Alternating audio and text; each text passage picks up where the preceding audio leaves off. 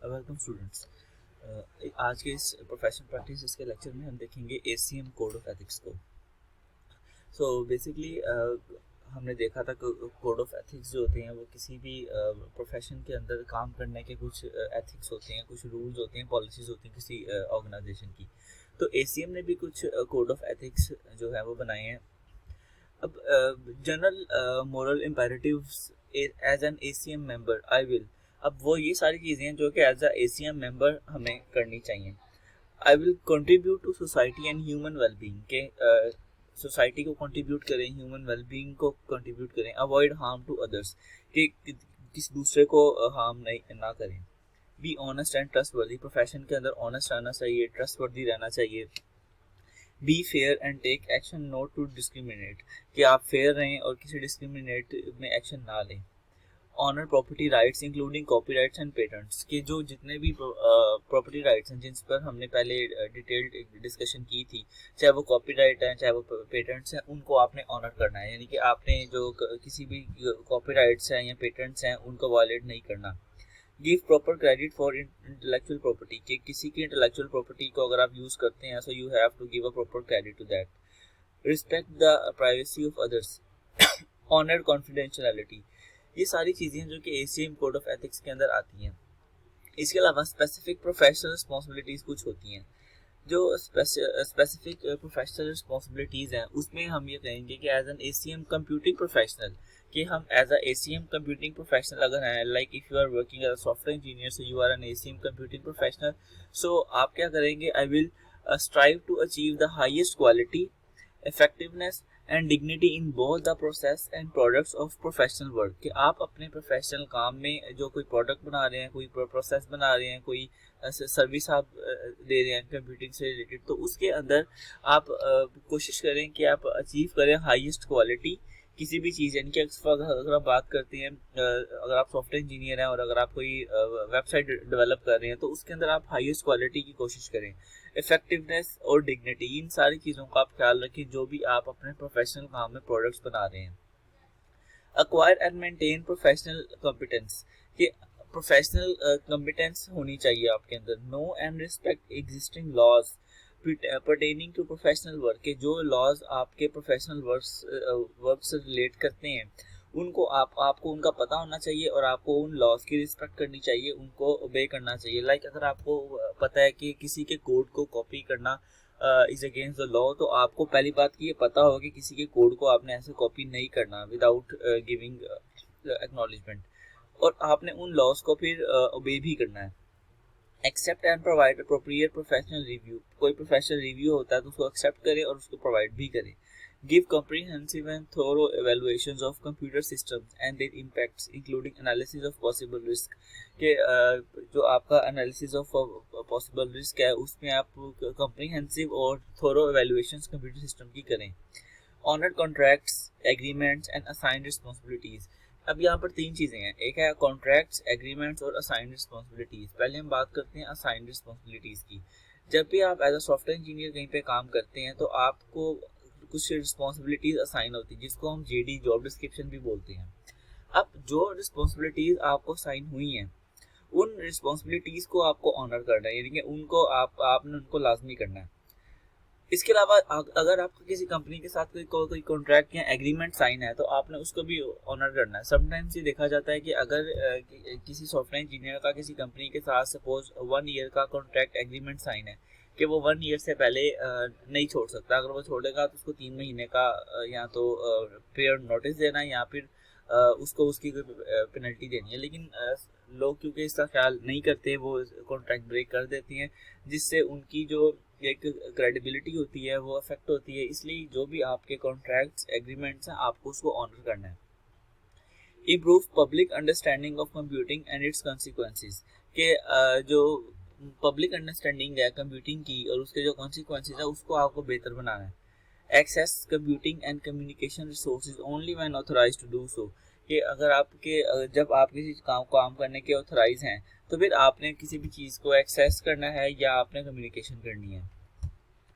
उसके बाद है ऑर्गेनाइजेशन लीडरशिप इम्पेरेटिव, कि अगर ऑर्गेनाइजेशन का लीडरशिप है तो उस पर क्या इम्पेरेटिव है, like as an ACM member and organisational leader, कि अगर आपके कोई टीम लीड हैं, कोई मैनेजर हैं, कोई सीईओ है किसी सॉफ्टवेयर हाउस के, तो एज अ ऑर्गेनाइजेशन लीडरशिप आपको एसीएम क्या कहता है, उसमें एसीएम कहता है कि articulate social responsibilities of members of an organisational unit and encourage full acceptance of those responsibilities, के लोगों की जो आपके मेंबर्स हैं उनकी जो सोशल रिस्पॉन्सिबिलिटीज हैं किसी भी ऑर्गेनाइजेशन से रिलेटेड, या फिर उनको उनको आप आर्टिकुलेट करें, इसके अलावा इनकरेज करें कि उन रिस्पॉन्सिबिलिटीज की एक्सेप्टेंस को, manage personal and resources to design and build information systems that enhance the quality of working life.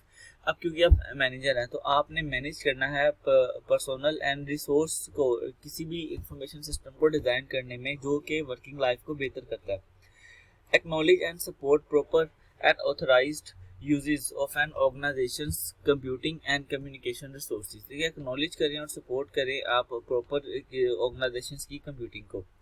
Ensure that users and those who will be affected by a design have their needs clearly articulated during the assessment and the design of requirements. Later the system must be validated to meet requirements। क्या आपको ये ensure करना है कि वो users और वो लोग जो कि किसी भी सिस्टम से इफेक्ट होंगे, needs clearly articulate during the assessment, उनको आपने आर्टिकुलेट करना है असेसमेंट के दौरान और डिजाइन रिक्वायरमेंट के दौरान, बाद में फिर आप उनको रिक्वायरमेंट से वैलिडेट कर सकते हैं। इसके अलावा articulate and support policies that protect the dignity of users and other affected by a computing system, create opportunities for members of the organization to learn the principles and limitations of computer systems, कि आप क्योंकि एक leader हैं, आप क्योंकि एक head हैं, आप क्योंकि एक मैनेजर हैं, तो आपने अपॉर्चुनिटीज क्रिएट करनी है मेंबर्स के लिए अपनी ऑर्गेनाइजेशन के, ताकि वो नई नई चीज़ें सीखें और उनको लिमिटेशंस का भी आइडिया हो। अब यहाँ पर कुछ केसेस हैं जिनको हम डिस्कस करेंगे, एथिकल डिसीजन मेकिंग के कुछ केसेस हैं जिनको हम डिस्कस करेंगे, उससे हमें एक आइडिया होगा कि हम किस तरह से एथिकल डिसीजन मेकिंग करते हैं, या समटाइम्स हमको सॉफ्टवेयर हाउसेज में इस तरह के काम करते हैं कि हमें नहीं पता होता कि वो एथिकल हैं या नहीं है, हमारे लिए वो एथिकल होते हैं क्योंकि राइट अवे उनकी कोई जो है पनिशमेंट नहीं होती, लेकिन होते वो अंडर द लॉ गलत हैं। तो पहला उसमें से केस है कि suppose Ali is a database programmer, large statistical program needed by his company, company programmers are encouraged to publicise their work, कि अली एक डेटाबेस प्रोग्रामर है, उसको कोई कंपनी की तरफ से एक लार्ज स्टैटिस्टिकल प्रोग्राम डेवलप करने के लिए आया है। अब अली जो है वो अपने आप को स्टक फील करता है, वो कैसे, क्योंकि उसने ये कहा है और उसको ये लगता है कि ये जो काम है ये सेवरल मंथ्स का है, लेकिन उसका जो मैनेजर है he does not recognize the complexity of problem, उसको नहीं पता कि इस प्रॉब्लम की क्या कॉम्प्लेक्सिटी है, ये कितना मुश्किल है या ये कितनी देर में हो सकता है, क्योंकि वो काम और जो एक प्रोग्रामर होता है उसको एक आइडिया हो गया है कि ये चीज़ जो है सेवरल मंथ्स की है, लेकिन वो जो उसकी मैनेजर है वो मैनेजर उसको कहती है कि ये काम फ्यू डेज में चाहिए, हालांकि वो काम सेवरल मंथ्स का है। अब अली को ये बात पता है कि जो ये काम उसे करना भी है क्योंकि वो जॉब करता है, उसको ये काम करना भी ज़रूरी है, लेकिन उसको पता है कि ये काम अगर सेवरल मंथ्स का है तो वो फ्यू डेज में कैसे हो सकता है, मतलब क्योंकि उसको पता है कि ये नहीं हो सकता अगर वो खुद से करे। अब अली क्या करेगा, क्योंकि उसने जॉब भी करनी है, अली अब ये करेगा कि उसको ये याद है कि co-worker had given him a source listing of their current work, कि किसी कोई उसका कोवर्कर है, कोई उसका कलीग है, उसने उसको करंट काम की एक सोर्स लिस्टिंग दी हुई है कि उसने क्या किया हुआ है। अब उसने ये देखा है कि जो काम उसको असाइन हुआ है उसी तरह का सिमिलर प्रोग्राम उसके एक कोलीग ने पहले किया हुआ है। अब जारी बात है अगर तो उसको कोड मिल जाता है तो उसकी तो सारी प्रॉब्लम ही खत्म, वो उसमें कुछ अमेंडमेंट्स करेगा, चेंजेस करेगा और डिलीवर कर देगा। अब लेकिन वो जो उसने काम किया हुआ है उसके कोवर्कर ने, उसके कोलीग ने, वो काम किसी और कंपनी का कमर्शियल सॉफ्टवेयर है, मतलब किसी और कंपनी में एक कमर्शियल सॉफ्टवेयर यूज हो रहा है जिसकी तरह का एक सॉफ्टवेयर अली को बनाने के लिए आया है। अब अली के पास उसका कोड भी है, उसकी लिस्टिंग भी है, सारा कुछ है। अब यहाँ पर क्या होगा, अब यहाँ पर अगर तो वो ये काम कर लेता है, यानी कि अगर वो अपने कोवर्कर का कोड लेके उसमें चेंजेस करके वो काम दे देता है, तो फिर क्या होगा, sees two areas of code which could be directly incorporated into his own program. He uses segments of code both from his coworker and from the commercial software। वो coworkers का commercial software का सारा code mix करके काम कर देता है। He does not tell anyone or mention it in the document। अब वो ये बात ना तो किसी को बताता है कि मैंने किसी को कोड कॉपी किया है और ना ये डॉक्यूमेंट में मेंशन करता है, ठीक है, एक्नॉलेज भी नहीं करता। अब उसने प्रोजेक्ट कंप्लीट किया और एक दिन पहले डिलीवर कर दिया। अब यहाँ पर क्वेश्चन क्या है, इस सारी केस स्टडी के बाद क्वेश्चन ये है कि how does the code of ethics help us understand this case, कि हमें कोड ऑफ एथिक्स इस बारे में क्या कहते हैं, कि ये जो काम हुआ है ये इसको कोड ऑफ एथिक्स किस तरह से देखता है। अब यहाँ पर दो एरियाज हैं जो कि अली ने वायलेट किए हैं प्रोफेशनल एथिक्स के। Ali violated professional ethics in two areas, दो एरियाज में उसने वायलेशन किया है। पहला एरिया ये है कि he fails to give credit for another's work, कि उसने किसी का काम इस्तेमाल किया और उसको क्रेडिट नहीं दिया। हालांकि एसीएम और IEEE दोनों ये कहते हैं कि अगर आप किसी का काम यूज करते हैं तो आपको उसको क्रेडिट देना होता है कि मैंने इसका काम यूज किया, वो उसने नहीं किया। सेकंड उसने जो रूल वायलेट किया वो ये किया कि using code from commercial package that was copyrighted, कि उसने एक कमर्शियल पैकेज का कोड यूज कर लिया that was a copyrighted code, कि एक कॉपीराइटेड कोड उठा के यूज करके उसने बना लिया। अब यहाँ पर दो एरियाज में उसने वायलेशन किया, एक तो उसने किसी का काम यूज करके उसको क्रेडिट नहीं दिया, सेकंड उसने एक कॉपीराइटेड कोड का कोड इस्तेमाल कर लिया। अब if Ali only looked at coworker source code, अगर अली सिर्फ कोवर्कर के सोर्स कोड को देखता, so could he then write his own program and still have a responsibility to give credit, कि अगर वो किसी अपने सिर्फ कोवर्कर का कोड यूज करता, वो कॉपीराइटेड कोड यूज ना करता, तो क्या तब वो और उसको और किसी कोवर्कर के कोड को यूज करके वो अपना काम करता, अपना कोड लिखता, तो क्या फिर भी उसकी रिस्पांसिबिलिटी थी कि वो credit they? This is a question, the answer is the yes, कि उसकी रिस्पांसिबिलिटी थी, क्योंकि जब भी हम किसी का कोड यूज करते हैं, so according to the code of ethics of ACM and IEEE हमें उसको एक्नॉलेजमेंट देनी होती है डॉक्यूमेंटेशन में, तो ये काम उसको करना चाहिए था। सेकंड जो उसने वायलेशन की वो ये थी कि उसने कमर्शियल सॉफ्टवेयर का कोड यूज किया that was a copyrighted code, और उसको यूज करना अप्रोप्रिएट नहीं था। So Ali should have checked to determine whether or not company was authorized to use source code before using it. Ali को ये देखना चाहिए था कि क्या वो कंपनी अलाउ करती है कि उनका कोड आप यूज करें, बेशक वो कॉपीराइटेड कोड है, क्योंकि कंपनीज अगर कॉपीराइटेड कोड को भी यूज करने की परमिशन देती हैं, so you can use that, Ali ने वो भी नहीं किया। इन जनरल, अब अगर इस चीज को हम जनरली कंक्लूड करें, so desirable to share and exchange intellectual material but using software is definitely a violation of code, कि आपको कहा किसी का कोड यूज करना एक डेफिनेटली एक वायलेशन है एथिक्स की, कोड ऑफ एथिक्स की। दूसरे केस पे हम आते हैं। दूसरा केस ये है कि Ayesha's company has been hired by a client to build a security system, because of cost overruns client has decided to work for a less security system, कि आयशा किसी कंपनी की ऑनर है, क्लाइंट ने उसको एक सिक्योरिटी सिस्टम बनाने के लिए दिया, लेकिन क्लाइंट का जो बजट है वो कम है, और आयशा को ये पता है कि इस बजट के अंदर इतना हम जो है वो सिक्योर सिस्टम नहीं बना सकते, whether the system is a sensitive, ये एक सेंसिटिव सिस्टम है, लेकिन हम उसको इतनी सिक्योरिटी नहीं दे सकते जितना हमें वो बजट दे रहा है। Employees on workstation could figure out how to access this data. Online intruders would also have access. ये दोनों काम हो सकते हैं कि जो किसी भी जगह पर इम्प्लॉयज बैठे हैं वो भी उसका डाटा एक्सेस कर सकते हैं, जो अगर ऑनलाइन इंट्रूडर्स हैं, कोई हैकर्स हैं, वो भी उसको आके देख सकते हैं। अब आयशा ये फील करती है कि वो इसको सिक्योर करे, क्योंकि उसको पता है कि ये चीज़ सिक्योर होनी चाहिए, और उसने इस चीज़ का रिस्क जो है अपने जो क्लाइंट था उसको भी एक्सप्लेन किया है, लेकिन क्लाइंट ने ये रिफ्यूज किया है कि नहीं, हमारे पास बजट इतना है, हमने इतने बजट में ही काम करवाना है।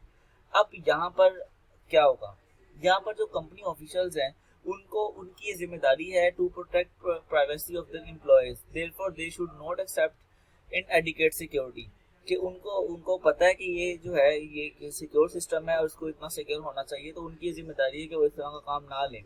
लेकिन आयशा की पहली रिस्पॉन्सिबिलिटी ये है कि वो कंपनी के ऑफिशियल्स को एजुकेट करे, कि मतलब जिसके जो क्लाइंट है उनको ये बताए कि ये चीज़ काफ़ी ज़्यादा अहम है, काफ़ी ज़्यादा सेंसिटिव है, तो आप इसकी सिक्योरिटी के लिए थोड़ा बजट और इस्तेमाल करें। लेकिन अगर वो फेल होती है बताने में, यानी कि क्लाइंट नहीं मानता, अब यहाँ पर क्या होगा, so we don't have Ayesha's contract but she may have to choose between her contract and her obligation to honor and privacy। अब एक तरफ उसका कॉन्ट्रैक्ट है, एक तरफ उसकी एप्लीकेशन है to honour privacy and security.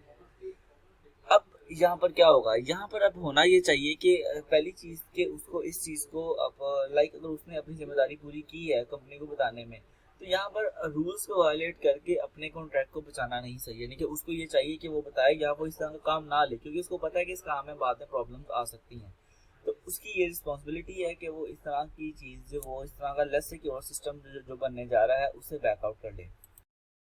उसके बाद हम आते हैं एथिकल डिसीजन मेकिंग केस 3 पे। अब केस 3 क्या कहता है केस 3 में हमें डिस्कस करते हैं कि software development company has just produced a new software package. It incorporates new tax laws and prepares both individual and small business tax returns. The president of the company knows that the program has a number of bugs. He also believes the first firm to put this kind of software on the market, likely to capture the largest market share. The company widely advertises the package. When the product is shipped, it includes a disclaimer of responsibility for errors resulting from the use of the program. Case ये है कि एक company ने एक ऐसा software बनाया है जो कि टैक्स लॉस और को इंकॉर्पोरेट करता है और किसी भी बंदे और स्मॉल बिजनेस के टैक्स रिटर्न्स प्रिपेयर करता है. अब इस तरह का कोई सॉफ्टवेयर मार्केट में पहले नहीं है. कंपनी के ओनर को ये पता है कि इस सॉफ्टवेयर में बहुत सारे एरर्स हैं, बहुत सारे बग्स हैं, लेकिन उसको ये भी पता है कि क्योंकि इस तरह का कोई सॉफ्टवेयर पहले मार्केट में नहीं है, तो अगर हम पहली फॉर्म ये होती हैं मार्केट में लॉन्च करने वाली, तो फिर हम मार्केट का एक लार्जेस्ट शेयर कैप्चर कर लेंगे क्योंकि इस तरह की चीज़ मुझे पहले नहीं है, तो हर कोई इसको खरीदेगा, हर कोई इसको यूज़ करेगा. तो इसलिए वो उस पैकेज को, उस सॉफ्टवेयर को वाइडली एडवर्टाइज करते हैं, बहुत ज़्यादा एडवर्टाइज करते हैं, लेकिन अगेन उस सॉफ्टवेयर में बग्स हैं, एरर्स हैं. अब वो जब कोई बंदा प्रोडक्ट खरीदता है, उनका सॉफ्टवेयर खरीदता है और वो शिप होती है, तो उसमें ये एक डिस्क्लेमर ऑफ रिस्पॉन्सिबिलिटी आता है कि इसको यूज़ करने से एरर आ सकते हैं, यानी कि जिसको हम टर्म्स एंड कंडीशन होती हैं, हम उसको नॉर्मली जब सॉफ्टवेयर इंस्टॉल करते हैं देखते नहीं है, हम टिक करके आगे नेक्स्ट कर लेते हैं, या हम उसको बिला वजह देखे बगैर टिक कर लेते हैं. उसमें ये डिस्क्लेमर है कि डिस्क्लेमर ऑफ रिस्पॉन्सिबिलिटी ये हो रही है कि जो एरर्स है ना वो आएंगे इस प्रोग्राम को यूज़ करने से. अब क्या होता है, the company expects it will receive a number of complaints, queries and suggestions for modification. Company को ये पता है क्योंकि इसमें बहुत सारे बग्स हैं, तो ये इसकी हमारी बहुत सारी कंप्लेंट्स आएंगी, क्यूरीज सजेशंस वगैरह आएंगी. अब company plans to use these to make changes and eventually issued updated, improved and debugged version. और कंपनी का ये प्लान है कि वो उन चेंजेस को करेंगे और करके उसको दोबारा से अपडेट कर देंगे. अब जो प्रेसिडेंट है वो आर्ग्यू करता है कि this is general industry policy. अब वो क्या है, वो कहता है कि anyone who buys version 1.0 of a program knows this and will take proper precautions. उसको पता है कि ये पहला वर्जन है तो वो खुद ही प्रिकॉशंस लेगा. ये कहता है कि जनरल इंडस्ट्री पॉलिसी है. अब उन बग्स की वजह से अगर किसी बंदे का जो टैक्स रिटर्न है वो गलत फाइल हो जाता है और उसको कोई गवर्नमेंट पेनलाइज करती है, तो क्या होगा. अब क्योंकि उसके किसी बंदे के सॉफ्टवेयर की वजह से किसी की टैक्स रिटर्न्स गलत चली गई हैं, अब उस गलत टैक्स रिटर्न्स की वजह से अब जो पेनल्टी गवर्नमेंट उस यूज़र को देगी, अब वो किसके ज़िम्मे में जाएगी. मतलब क्योंकि गलती तो मेनली कंपनी की है जिसका सॉफ्टवेयर है, क्योंकि उसको पता था कि वो बग्स हैं, टैक्स रिटर्न्स गलत कैलकुलेट हो सकती है, लेकिन फिर भी उन्होंने वो बेचा सिर्फ इस डिस्क्लेमर के साथ, जिसको हम पढ़ते भी नहीं है कि इसमें एरर आएंगे. अब this case highlights issues involving legal liability for unreliable code. कि अनरिलायबल कोड की लीगल लायबिलिटी हाईलाइट करता है ये केस. सॉफ्टवेयर कंपनी और उसका जो खास तौर पर प्रेसिडेंट है violated several principles in the ACM code of ethics since he was aware of bugs in the product. उसको पता था कि एरर के प्रोडक्ट में बग्स हैं. He did not strive to achieve the highest quality. उसने highest quality achieve नहीं की. By failing to inform consumers about the bugs to the system. और जो कंज्यूमर जहाँ उनको प्रॉपर तरीके से बग्स के बारे में इन्फॉर्म उसने नहीं किया, the principle 2.5 was violated. Here the risks to users are so great that they have to pay penalties for mistakes which result from the program. कि प्रोग्राम की गलती की जो सज़ा है, जो पेनल्टी है, वो उन लोगों को पे करनी पड़ रही है. ये उसका एक बहुत बड़ा रिस्क था. By law, company can make disclaimers only when they are in good concise. अब disclaimer does not meet legal test, violated principle 2.3. यानी कि इसका जो एशियन कोड ऑफ एथिक्स का जो 2.3 प्रिंसिपल है वो इसको वायलेट करता है कि जो डिस्क्लेमर होते हैं वो does not meet legal test. वो लीगल टेस्ट को मीट नहीं करता कि जस्ट आपने एक डिस्क्लेमर दे दिया और उस डिस्क्लेमर की बेस पे किसी का बहुत ज़्यादा नुकसान हो गया. तो ये एक बहुत बड़ी वायलेशन है, बहुत बड़ा रिस्क है towards the ACM code of ethics. तो इस तरह की चीज़ें जो है कभी भी कंपनी को फेम लेने के लिए या अपनी रेवेन्यू ज़्यादा करने के लिए नहीं करनी चाहिए.